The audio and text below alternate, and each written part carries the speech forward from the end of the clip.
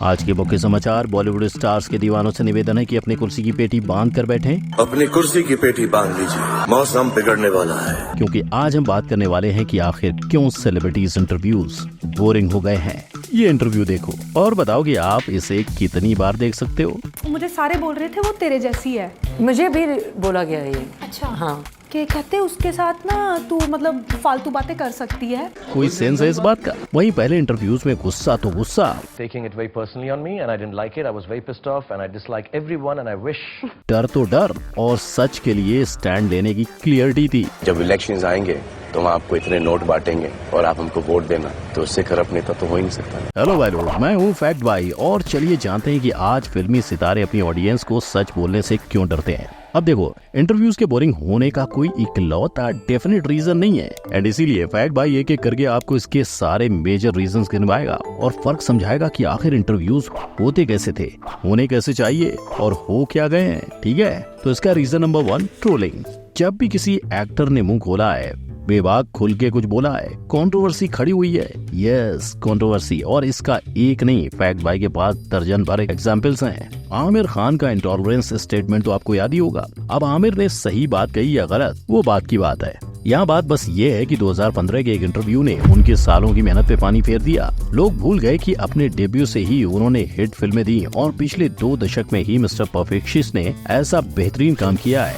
बस फिर 2018 में ठग्स ऑफ हिंदुस्तान और 2022 में लाल सिंह चड्ढा पिट गई। पर्सनली आमिर की माने तो उनके स्टेटमेंट का गलत मतलब निकाला गया और ये सफाई वो हर प्लेटफॉर्म पर देते नजर आए, पर उनकी बात कोई माने तब ना।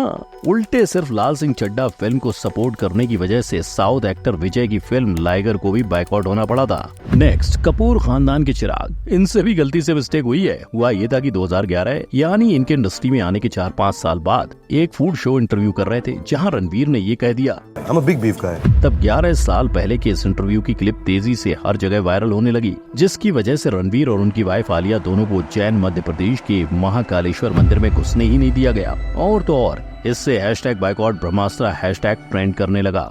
इन सिमिलर केस था बॉलीवुड से हॉलीवुड में अपनी अदाकारी से लोगों को फैंस बना चुकी दीपिका पादुकोण का। इन मोहतरमा ने कॉफी विद करण के नए सीजन पे अपने रिलेशनशिप को एक्सप्लेन करते हुए अपने ओपन रिलेशनशिप की पोल खोल दी। फिर क्या, टॉक्सिक और रेड फ्लैग के टैग के साथ ओल्ड इंटरव्यू देखने वालों ने इन्हें हिपोक्राइट का टैग दे डाला। Who's been frivolous in relationships? I take my relationships very seriously. Just casually date. I don't know how to be in this in between sort of dating but not committing. I just want to not be attached and not be committed, and I just want to have fun. अरे कहना क्या चाहते हो? ये तो कुछ भी नहीं। आज इंडिया में इंटरनेट इतना सस्ता हो गया है कि रश्मिका मंदाना को बस एक मूवी नहीं देखने के लिए ट्रोल कर दिया था। और ये वीडियो देखकर किसी को ऐसा लगे कि फैक्ट बाई इनकी सफाई दे रहा है तो कान खोल के सुन लो public, fact by never give सफाई। आपको ये सब बताने का मकसद केवल इतना है कि आप ये समझो कि जब भी एक्टर्स ने बिना फिल्टर अपना सच बताया है, उनकी करोड़ों वाली फिल्में बाइकआउट होने की कगार पे आ गई या उन्हें ट्रोल होना पड़ा। और उन्हें सिर्फ मीडिया नहीं, सोशल मीडिया भी ट्रोल करता है। देखो, क्रिटिसिज्म गलत नहीं है, सबको बोलने का हक है, लेकिन कीबोर्ड के पीछे बैठकर कोई भी इन एक्टर्स को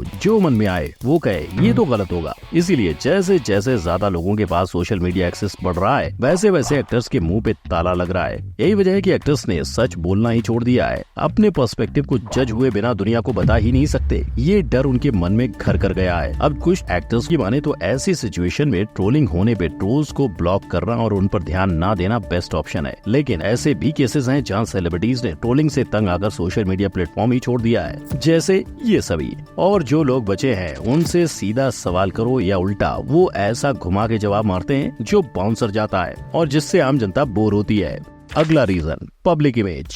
बॉलीवुड ने दुनिया को बताया, कुछ तो लोग कहेंगे लोगों का काम है कहना, राइट, लेकिन ये पार्ट एक्टर्स खुद ही भूल चुके हैं। तभी तो एक्टर्स ने 1-2 लोग नहीं, पूरी की पूरी एजेंसीज मतलब PR टीम हायर करी है जो इन एक्टर्स को कब क्या कहना है और कहाँ कैसा दिखना है जैसी हर छोटी बड़ी चीज बताती है। बेसिकली आज एक्टर्स कलाकार नहीं, प्रोडक्ट बन चुके हैं और PR टीम प्रोडक्ट को मन चाही पैकेजिंग करके बेचती है। इन्हें ही देख लो, ये पटौदी खानदान की बेटी है, लेकिन इन्हें हर जगह गरीबी का ब्रांड एम्बेसडर बनना होता है, क्योंकि शायद नेपोटिज्म की छत्र छाया से निकलकर इनके पास खुद को लोगों के बीच रिलेटेबल बनाने का यही रास्ता था। और सेम टैक्टिक कई स्टार किड्स इस्तेमाल कर चुके हैं। अनन्या पांडे का स्ट्रगल तो मीम मटेरियल बन गया था, लेकिन हमारी सोनम कपूर अनन्या से कम है कि My dad has never been in a Dharma film. He never went on Coffee with Karan and So you know, it isn't as easy as people say it is. I think everyone has their own journey. Yeah. Difference यही है कि जहाँ हमारे सपने पूरे होते हैं वहाँ इनका स्ट्रगल शुरू होता है।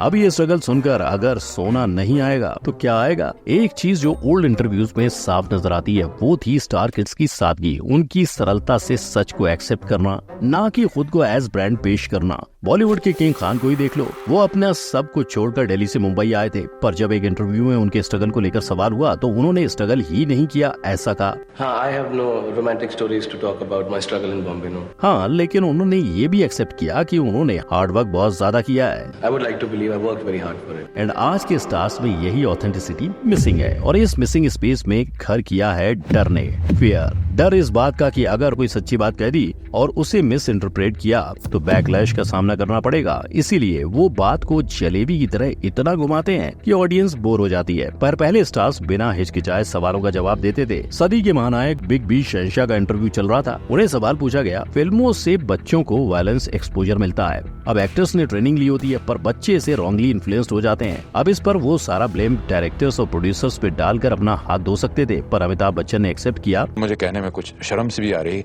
कि जिससे हमारा पैसा हमें वापस मिल जाए, क्योंकि देखिए हम लोग सब कि ये गलत है, पर इसके अलावा कोई ऑप्शन नहीं है, क्योंकि इसी से पैसे आते हैं जो सबको चाहिए। ऐसा ही सवाल जब आमिर खान से हुआ, उनसे पूछा गया कि फिल्मों में वायलेंस क्यों बढ़ रहा है, तो उन्होंने बेबाक होकर इसे डायरेक्टर की लैक ऑफ क्रिएटिविटी बताया। वो डायरेक्टर्स जो क्रिएटिवली इतने, if they are not so talented in creating a story, in showing emotions, in creating situations, they depend heavily on violence and sex. मतलब आमिर ने ना आर देगा ना पार, सीधा किया डायरेक्टर की दुखती रग पे वार। कहीं ये इंटरव्यू आज के वक्त में होता तो शायद डायरेक्टर्स भी इन्हें बायकॉट कर देते, पर एक एक्टर ऐसे हैं जो आज तक नहीं बदले। अपनी फिल्म जय हो के प्रमोशन के वक्त जब इनके एक इवेंट में परफॉर्म करने को लेकर कंट्रोवर्सी हुई तो सल्लू भाई ऐसे भड़के थे।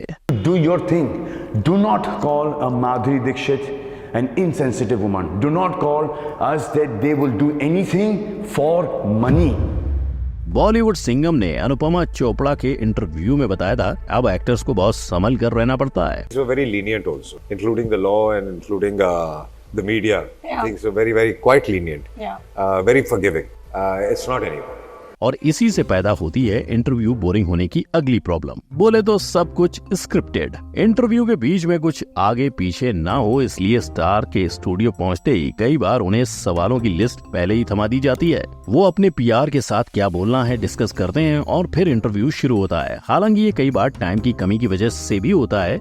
एक्टर्स इंटरव्यू में सवाल जवाब की जगह स्क्रिप्ट पढ़ देते हैं और काम खत्म। पर ये देखो ओल्ड इंटरव्यू, बस 2 कुर्सी या स्टार की कार चाहिए और इंटरव्यू शुरू। और ये इंटरव्यूज काफी इत्मीनान से लिए जाते थे ताकि एक्टर जो बताना चाहता है उसे अपनी बात कहने का मौका मिले और होस्ट को अपनी। लेकिन आपको भरी दोपहर में सुला देने वाले इंटरव्यू सिर्फ स्टार्स की गलती नहीं है ना। स्टार्स के बाद दूसरा इंसान जो इंटरव्यू में सबसे जरूरी होता है वो है इंटरव्यू लेने वाला, क्योंकि बेसिकली इंटरव्यू लेने वाला बिल्कुल एक डायरेक्टर की तरह होता है। जैसे डायरेक्टर स्टोरी समझाकर शुरू से एंड करने तक की दिशा देता है, ये समझाता है कि ऑडियंस को मजा कैसे मिलेगा, वैसे ही इंटरव्यू लेने वाला स्टार को दिशा दे सकता है। बोरिंग इंटरव्यू को चटपटे सवालों से एक्साइटिंग बना सकता है, पर ये हो नहीं पाता क्योंकि एक तरफ ऐसे होस्ट हैं जो एक्टर्स को नीचे दिखाने को इंटरव्यू समझते हैं। Are these one-liners important in a way to show this macho hero?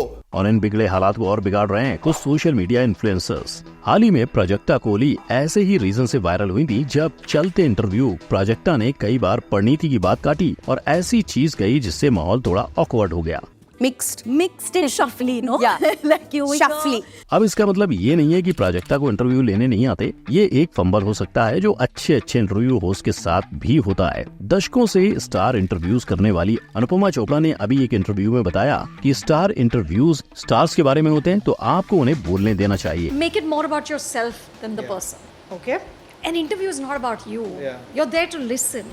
So go in with curiosity and information. Specially जब आप किसी एक्टर से कोई कंट्रोवर्शियल क्वेश्चन कर रहे हो तो आपको उन्हें कंफर्टेबल करना चाहिए, वो उस सवाल का जवाब दें। अमृता सिंह का ये इंटरव्यू इसका परफेक्ट एग्जाम्पल है। हमने यहाँ पे खबरें सुनी थी कि शादी आपकी हुई है जल्दी में और पेरेंट्स को साइफ साहब के, शर्मिला और पटौदी साहब को इसके बारे में कुछ मालूम नहीं था और वो बहुत अपसेट थे इसके बारे में। बिल्कुल गलत बात है, ये तो अखबारों की खबरें, इसमें कोई सच्चाई नहीं है, बल्कि हमें बुरा लग रहा है कि हमने किसी को बताया नहीं। अगर बताते तो बड़े पैमाने पे हमारी शादी होती। आज कई इंटरव्यूअर्स इस बात को नजरअंदाज कर कर देते हैं। और अफसोस ओल्ड इंटरव्यूज में भी ऐसे एग्जाम्पल्स हैं। शशि कपूर इस इंटरव्यू में अपनी पत्नी के बारे में बात करने के लिए रेडी नहीं थे। Again, come to the wrong thing. First one. What do you miss about it? पर इंटरव्यूअर ने बार बार वही सवाल खड़े किए। और जूही चावला के साथ भी ऐसा हो चुका है, जहां टीआरपी की रेटिंग एक्ट्रेस के इमोशन से ज्यादा इम्पोर्टेंट थी। एंड अफसोस, लेकिन इसकी एक वजह हम भी हैं, ऑडियंस। जैसी ऑडियंस जिन फिल्मों को देखती है वैसी फिल्में बॉलीवुड में बनती हैं। वैसे ही आज कंट्रोवर्सीज, मेलोड्रामा और स्टार्स के बेडरूम में क्या हो रहा है, लोगों को बस यही देखना है। इसीलिए इंटरव्यूज इस तक ही सीमित रह गए हैं। इसीलिए सबसे पहले एज ऑडियंस हम क्या देख रहे हैं इससे अवेयर होना होगा, तभी हमें पुराने ऑथेंटिक इंटरव्यूज देखने को मिल सकते हैं। सोशल मीडिया पे हर किसी को क्रिटिक बनने की बजाय एक्टर को अपनी बात रखने का मौका देना होगा, फिर वो लोग हों या बड़े पॉलिटिशियंस। क्या आपको भी फैक्ट बाय की तरह लगता है कि आज हर दूसरा सेलिब्रिटी इंटरव्यू बोरिंग होता है? अगर हाँ तो हमें कमेंट सेक्शन में बताओ। फैक्ट बाय की पिछली वीडियो देखने के लिए अभी आई बटन पर क्लिक करो। वीडियो पसंद आया हो तो लाइक, शेयर, कमेंट और सब्सक्राइब करो। फिर मिलेंगे। जय हिंद।